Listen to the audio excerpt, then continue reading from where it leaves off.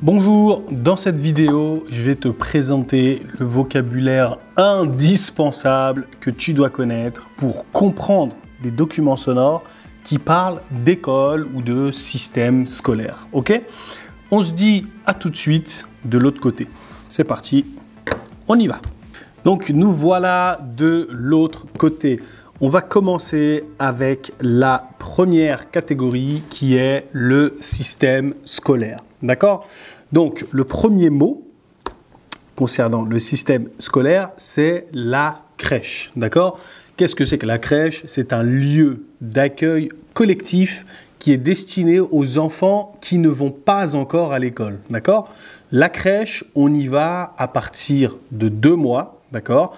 Et le rôle de la crèche, ou on peut aussi l'appeler garderie, le rôle de la garderie, d'accord, c'est de pallier au mieux, c'est de remplacer l'absence des parents, mais sans prendre la place des parents. Je ne sais pas si vous voyez ce que ça veut dire. Ça veut dire aider les parents, mais pas remplacer vraiment les parents. Ok? Le mot suivant, c'est l'école maternelle. D'accord? Donc, le système scolaire, en fait, il a été organisé, là, ce que je te présente, il a été organisé de petit à grand, en fait. Ok? Donc, quand on est petit, on va à la crèche et ensuite, nous allons à l'école maternelle. D'accord? Qu'est-ce que l'école maternelle? C'est une école qui accueille de très jeunes enfants pour les préparer aux apprentissages fondamentaux de la lecture, de l'écriture et du calcul. L'école maternelle, on y va à partir de 3 ans. OK? Le mot suivant, c'est l'école primaire. Qu'est-ce que c'est que l'école primaire? C'est un endroit où l'on va à partir de 6 ans et ça représente la suite de la maternelle. Donc, quel est le rôle de l'école primaire? Donc, le rôle de l'école primaire, c'est la maîtrise de la langue française et des premiers éléments mathématiques. D'accord? Ça, c'est les objectifs prioritaires de l'école primaire, qu'on peut aussi appeler école élémentaire. Le mot suivant, c'est le collège. Le collège. Donc, le collège, on y va à partir de 11 ans et c'est après l'école primaire. Le collège, il a plusieurs fonctions. Donc, la première des fonctions, c'est transmettre des connaissances en classe sur l'histoire, la biologie, la géographie, le français, l'anglais, l'espagnol, etc., etc. Donc, le collège, ça permet d'acquérir des méthodes de travail individuelles et en groupe. Et ça permet aussi d'apprendre à émettre un jugement. D'accord ? Le diplôme, quand on est au collège, à la fin du collège, on obtient un diplôme qui s'appelle le brevet des collèges. OK? Maintenant, on va passer au mot suivant. Le mot suivant, c'est le lycée. Donc, le lycée, c'est après le collège. On y entre à 15 ans. Si tout se passe bien, s'il n'y a pas de redoublement, nous entrons au lycée à l'âge de 15 ans et on en ressort à 17-18 ans. Ça dépend du mois auquel nous sommes nés. D'accord? Donc, qu'est-ce que c'est que le lycée? C'est un établissement public d'enseignement secondaire. Ça peut être un lycée général qui prépare à aller à l'université ou un lycée professionnel qui prépare à exercer un métier aussitôt après. D'accord? Les matières sont beaucoup moins générales qu'au collège parce que quand on entre au lycée, quand un élève entre au lycée, il choisit une spécialisation. Par exemple, scientifique, électrotechnique ou je ne sais pas moi, les métiers du social. Contrairement au collège, tout le monde n'a pas les mêmes cours. C'est selon la filière que vous avez choisie, vous aurez des cours adaptés à ce que vous avez choisi. D'accord? Donc, ce qu'il faut savoir aussi, c'est que l'école est obligatoire en France jusqu'à 16 ans. Du coup, au lycée, on peut trouver plusieurs jeunes qui arrêtent l'école. Et ce phénomène, ça s'appelle le décrochage scolaire. D'accord? Quand on est au lycée, on passe un diplôme qui s'appelle le bac, BAC ou le baccalauréat. D'accord? Le mot suivant, c'est l'université. C'est un mot qui est féminin. D'accord? L'université, c'est après le lycée et on y entre à partir de 18 ans. Donc l'université, c'est un établissement qui vise à faire de longues études après le bac, donc après le lycée, d'accord? C'est un lieu d'apprentissage pour avoir un bon bagage afin d'entrer dans le monde du travail. Donc quand on reste 3 ans à l'université, on passe un diplôme en France qui s'appelle la licence. Et quand on reste 5 ans à l'université, on passe un diplôme qui s'appelle le master.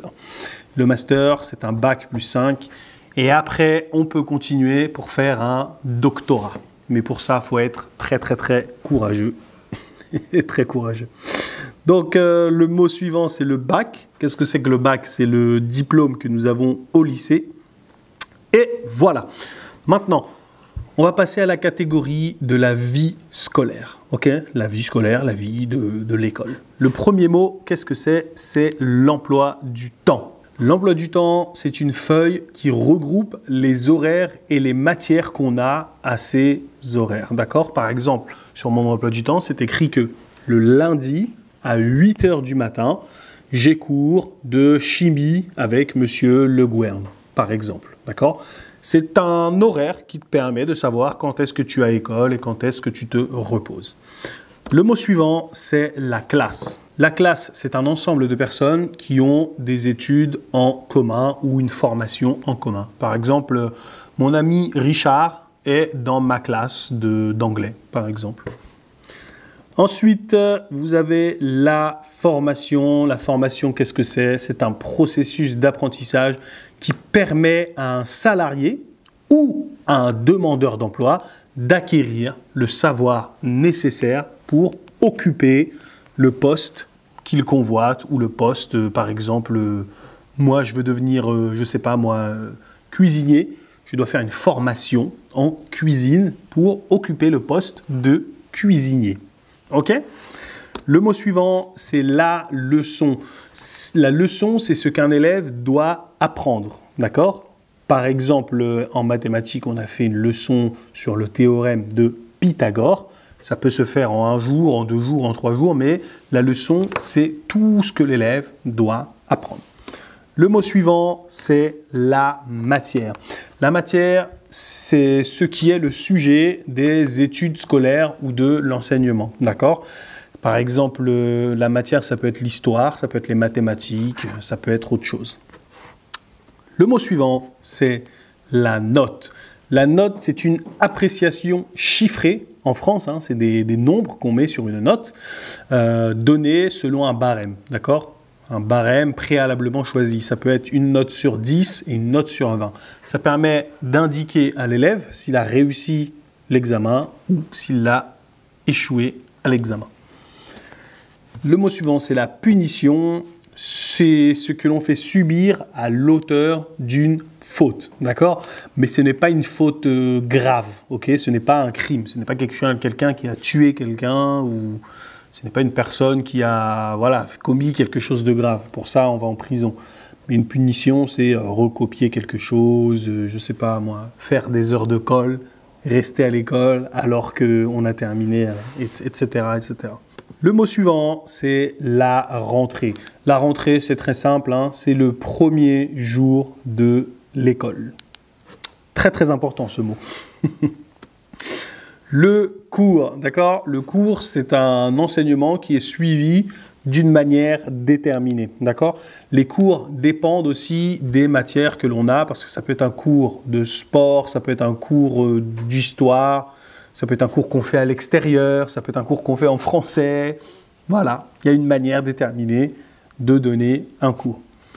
Le mot suivant, c'est le diplôme. Le diplôme, c'est un acte qui confère et qui atteste un titre ou un grade en fait. Par exemple, je suis docteur, j'ai le diplôme qui prouve que je suis docteur. Le mot suivant, c'est les vacances. Les vacances, hein, c'est des périodes pendant lesquelles les établissements scolaires sont fermés, à l'exception de certaines périodes hebdomadaires comme le week-end par exemple. Les dates et les durées de ces vacances, ça varie selon les endroits qu'il y a à travers le monde. Okay ? Le week-end, ce n'est pas des vacances, mais l'été par exemple, quand on en a 2 mois où l'école était fermée, c'est des vacances. À Noël, on a 2 semaines, c'est des vacances. Mais le week-end et les jours fériés, ce ne sont pas des vacances. Maintenant, si ce n'est pas fait, je t'invite à aller en description, tu cliques et tu fais une formation avec du vocabulaire et une épreuve complète de compréhension orale, rien que pour toi, et qui va énormément t'aider pour le DELF B2. Si tu veux te former, c'est parti, clique en description. On continue avec les personnes. C'est parti, les personnes. La première personne, c'est un professeur de plus la matière, d'accord? Un professeur de français. C'est la personne qui enseigne le français ou les mathématiques, d'accord? Je suis professeur de français. Ensuite, vous avez un examinateur, une examinatrice. C'est la personne qui est chargée de faire passer les examens aux élèves, d'accord? Les examens oraux et qui corrige aussi les examens écrits. La personne suivante, c'est un instituteur ou une institutrice. C'est une personne qui travaille, mais à l'école primaire. On n'appelle pas ça un professeur, on appelle ça instituteur. C'est une personne qui est spécialisée dans l'enseignement pour les enfants.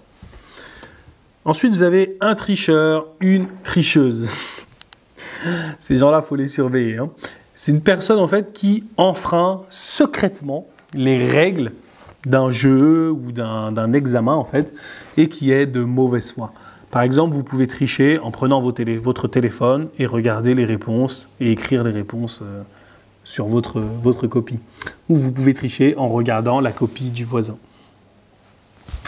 Le mot suivant, c'est un cancre ou une cancre. Donc c'est la personne suivante, hein, un cancre ou une cancre. C'est la personne qui a de mauvaises notes, qui arrive en retard, qui fait des bêtises. La personne... voilà quoi, la personne comme ça. La personne suivante, c'est un collégien ou une collégienne. C'est un élève qui va au collège, tout simplement. Un écolier, c'est une personne qui va à l'école primaire. Un élève, ça regroupe tout.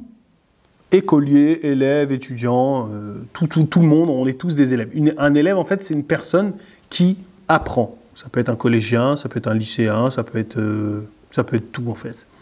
Le mot suivant, c'est un étudiant ou une étudiante. C'est la personne qui étudie à l'université. Et on a un surveillant ou une surveillante. C'est une personne qui travaille dans le collège ou dans le lycée et qui s'occupe de la vie scolaire. Qu'est-ce que la vie scolaire? C'est tout ce qui se passe en dehors des cours. Okay? Quand un élève arrive en retard, le surveillant le voit et lui dit qu'est-ce qui s'est passé. Quand un élève se fait renvoyer de la classe, le professeur est fatigué et lui dit « tu sors, tu sors ». Eh ben, le surveillant doit s'occuper de prendre l'élève et de l'amener dans une salle pour qu'il se calme, etc., etc. Voilà pour les personnes. La prochaine catégorie, c'est les verbes. Quels sont les verbes que tu dois connaître? C'est parti, on y va maintenant. Premier verbe, c'est apprendre. Apprendre, c'est chercher à acquérir des connaissances par un travail intellectuel ou manuel ou l'expérience. En fait. Apprendre. Le mot suivant, c'est enseigner. Enseigner, c'est transmettre à un élève de façon à ce qu'il comprenne et assimile des connaissances techniques ou théoriques. Étudier. Étudier, ça veut dire suivre des études ou chercher à acquérir la connaissance pour obtenir un diplôme. Le mot suivant, c'est obtenir. obtenir un diplôme, hein. Qu'est-ce que ça veut dire? Ça veut dire réussir et avoir le diplôme. Ensuite, on a raté un examen. Rater un examen, c'est quand on passe un examen et qu'on a une fin triste, un mauvais résultat ou un échec. On est triste et on pleure parce qu'on a raté l'examen. Si tu veux réussir ton DELF B2, tu ne veux pas rater ton DELF B2, prends la formation qui est en description. Allez, le mot suivant, c'est réussir un examen, avoir une fin heureuse, une issue heureuse, avoir un bon résultat, avoir du succès. Si tu veux ça pour le DELF B2, clique en description. Réviser, qu'est-ce que ça veut dire réviser? Reviser, ça veut dire revoir ce qu'on a appris. On a appris quelque chose en classe et on est à la maison, dans son lit, tranquillement, et on révise, on revoit. C'est pas pareil qu'apprendre. Apprendre, vous voyez quelque chose que vous ne connaissez pas. Réviser, vous connaissez déjà, vous êtes censé déjà le connaître. Pour vous rappeler, avant de passer un examen, vous révisez, vous regardez. Le mot suivant, c'est s'inscrire. S'inscrire, c'est réserver ou prendre sa place dans une classe ou dans un établissement.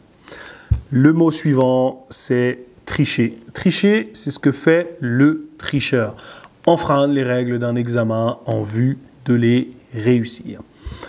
Ensuite, nous avons la catégorie des lieux. Hyper important. Premier lieu, qu'est-ce que c'est? L'arrêt de bus. Qu'est-ce que c'est l'arrêt de bus?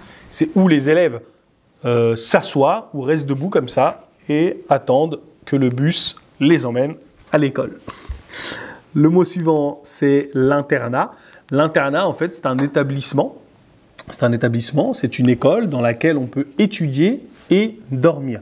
On va souvent à l'internat quand on habite à la campagne et que où on habite, en fait, c'est trop loin pour rentrer le soir, trop loin pour venir le matin. On dort à l'internat et le week-end, le vendredi, on rentre chez nous.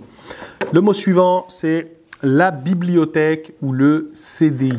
Donc, c'est un lieu, la bibliothèque ou le CDI, où l'on peut louer des livres pour les emmener chez soi. Louer ou emprunter des livres pour les emmener chez soi. Et aussi, on peut y aller pour consulter plusieurs documents numériques, notamment sur Internet. Il y a des ordinateurs, il y a tout ce qu'il faut pour consulter ce type de documents. Le mot suivant, c'est la cantine. La cantine, c'est un endroit où les élèves vont pour manger le midi lorsqu'ils n'ont pas le temps de rentrer chez eux. Moi, j'adore la cantine. Ensuite, nous avons la cour de récréation. La cour de récréation, c'est à l'école primaire, au collège et au lycée.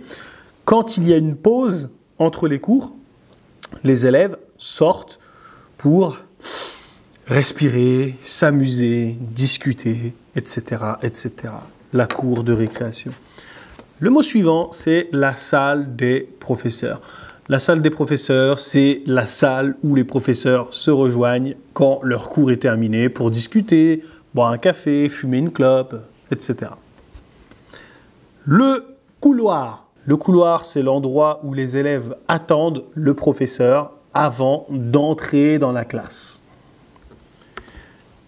Le gymnase, c'est l'endroit où les élèves font du sport. Le mot suivant, c'est le préau. Le préau, c'est ce qui abrite les élèves quand il pleut. D'accord? Parfois, il y a de la pluie, beaucoup de pluie, surtout ici, en Normandie, il y a beaucoup de pluie. Les élèves se mettent sous le préau. Je ne sais pas si ça existe dans tous les pays, le préau, mais c'est un endroit qui abrite les élèves. Ensuite, nous avons les problèmes. Les problèmes. C'est parti. Premier problème, l'insolence. Qu'est-ce que l'insolence? C'est lorsqu'un élève parle d'une mauvaise manière ou répond d'une mauvaise manière à un professeur. Et cet élève mérite une punition. Le mot suivant, c'est le bavardage. Le bavardage, c'est lorsque les élèves discutent trop entre eux. Et le prof dit « Taisez-vous! Arrêtez les bavardages et écoutez-moi !» Chut. Bavardage. Ensuite, vous avez le décrochage scolaire. C'est un mot, une expression que j'ai évoquée au début de la vidéo. C'est lorsque l'élève arrête l'école parce qu'il n'aime pas ce qu'il apprend, Il n'aime pas les professeurs, il n'aime pas l'école ou il veut faire autre chose. Ça, c'est ce qu'on appelle le décrochage scolaire. Le harcèlement, qu'est-ce que c'est? C'est une violence répétée envers une personne qui ne peut pas se défendre. D'accord? Et concernant l'école, on appelle ça le harcèlement scolaire. Le redoublement, c'est un problème parce que lorsqu'un élève n'a pas réussi à acquérir les connaissances nécessaires pour passer à la classe suivante, par exemple pour passer, il veut passer de la 6e à la 5e, si en 6e il n'a pas réussi à acquérir les connaissances nécessaires, il doit redoubler, il doit refaire la 6e. Donc il fait la 6e, il redouble, il refait la 6e et ensuite il passe en 5e. Ensuite, les absences. Les absences, c'est lorsque les élèves ne sont pas là. Ils sont à la maison en train de dormir, ils sont malades ou ils sèchent les cours. Sécher les cours, c'est une expression que tu dois connaître. Wow. Je ne sais pas si tu l'utiliseras pendant le DELF B2, mais c'est bien de la connaître. Ensuite, vous avez les bêtises. Les bêtises, c'est tout ce qui n'est pas permis à l'école, mais que les gens font. Par exemple, crier, frapper les gens. Voilà, ça, c'est des bêtises. Vous avez une anti-sèche. Qu'est-ce qu'une anti-sèche? C'est un petit papier où l'on écrit les réponses de l'examen. Voilà, l'anti-sèche. Voilà pour le vocabulaire de l'école. Maintenant, je t'invite à aller en description et à faire la formation. On se dit à très bientôt. C'était Abdou. Peace!